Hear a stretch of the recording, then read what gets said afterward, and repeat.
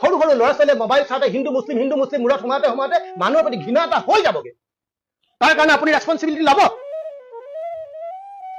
ল'ব নে নলয় কওক? আজমলে কি কাম কৰি আছে? আপুনি যদি পাৰে মোৰ লগত আপুনি টক শ্ব' কৰক, মাতক মোক ক'বাত, মুখামুখিকে বহিম মই আপোনাৰ লগত। আজমলে কিমান সেৱা কৰি আছে, আজমল ডাঙৰীয়াই কিমান সেৱা কৰি আছে, কেইখন বিশ্ববিদ্যালয় আছে, কেইখন মেডিকেল আছে, কিমান IIT ষ্টুডেণ্ট আছে, কিমান বিনামূলীয়াকৈ পঢ়াই আছে, কিমান ডাঙৰ ডাঙৰ কেঞ্চাৰ হোৱা মানুহক বিনামূলীয়াকৈ ট্ৰিটমেণ্ট কৰি আছে। আজমলে কৰা সেৱাক যদি আপোনাক মই এখন কিতাপ লিখিবলৈ হয়, আপোনাৰ তেজৰ টোপালেও হয়তো সেইখন কিতাপ হেৰি কৰিবগৈ নোৱাৰিব। টোপাল শেষ হৈ যাব, আপোনাৰ কিতাপখন শেষ নহব। আৰে ভালটো কিয় স্বীকাৰ কৰা নাই আপোনালোকে? মোৰ বহুত খং উঠিছে। কেলে খং উঠিছে জানিছে? আপোনালোকে খং উঠা নাই, আপোনালোক হৈছে প্ৰতিবন্ধক।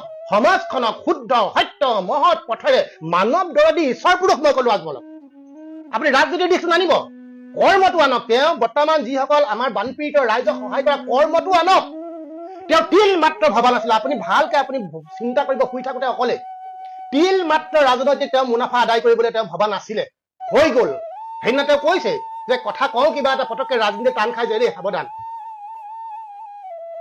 আইকেইগৰাকীক 500 টকা 1000 টকা যিয়ে নিদিয়ক, কাপোৰ দিছে কিবা দিছে, মই সেইটোলে ক'বলৈ সেৱা কৰাৰ কাৰণে নহয়। বিপদত পৰাজনে যেতিয়া মানুহক সহায় কৰিবলৈ আগবাঢ়ি আহে, তেওঁক এখন প্লেটফৰ্ম দিব লাগে। সমাজত ভাল মানুহ নাইকিয়া হ'ল। 10 মহীয়া ছোৱালীক ৰেপ কৰা এখন পৃথিৱীৰ সৃষ্টি হৈছে। বুজি পাইছে? কিয়? এই যে ঘৃণাবিলাক, হিংসাবিলাক, মানুহৰ প্ৰতি মানুহৰ যিটো বিদ্বেষ, লেতেৰা অমনুষ্যত্বক যিটো ব্যৱস্থাপনা, আপোনালোকৰ নিচিনা মানুহে বিয় পাইছে। মই অনুৰোধ জনাম, মই সকলোকে অনুৰোধ জনাম, আপোনালোকে আজমল চেপ্টাৰটো বন্ধ কৰক। আজমল চেপ্টাৰ বন্ধ কৰক।